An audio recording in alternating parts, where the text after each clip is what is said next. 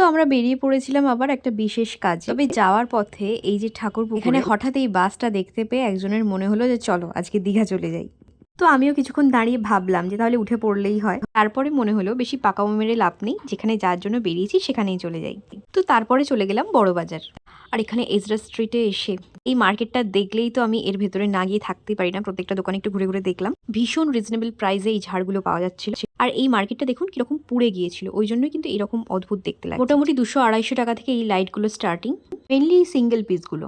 আর 2000 টাকার মধ্যে বেশ বড় বড় ঝাড়বাতি পেয়ে যাবেন। আর বাজেট আরো কম থাকলেও চিন্তা নেই, খুব কম বাজেটেই আরো সুন্দর সুন্দর জিনিসপত্র পেয়ে যাবেন। তো আপনারা এখানে ঝাড়বাতি কিনতে আসলে অবশ্যই প্রত্যেকটা দোকান ঘুরে ঘুরে দেখে দাম যাচাই করে ভালো করে দেখে শুনে কিনবেন।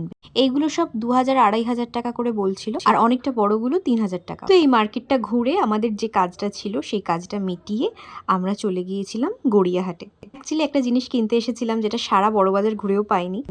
আলটিমেটলি গড়িয়াহাটে গিয়ে সেটা পেয়ে সেটা কিনে একটু হালকা করে এখানে খেয়ে নিলাম। আর তারপরে গিয়েছিলাম লেক মলে টয়লেট করতে। তো সেখানে গিয়ে একটু আইসক্রিম খেলাম। এই আইসক্রিমটা কিন্তু অসাধারণ। এটা হচ্ছে হট ব্রাউনি আইসক্রিম। আইসক্রিমের সাথে এরকম ব্রাউনি দেওয়া ছিল। আপনারা লেক মলে গেলে এই আইসক্রিমটা অবশ্যই ট্রাই করবেন। টাটা।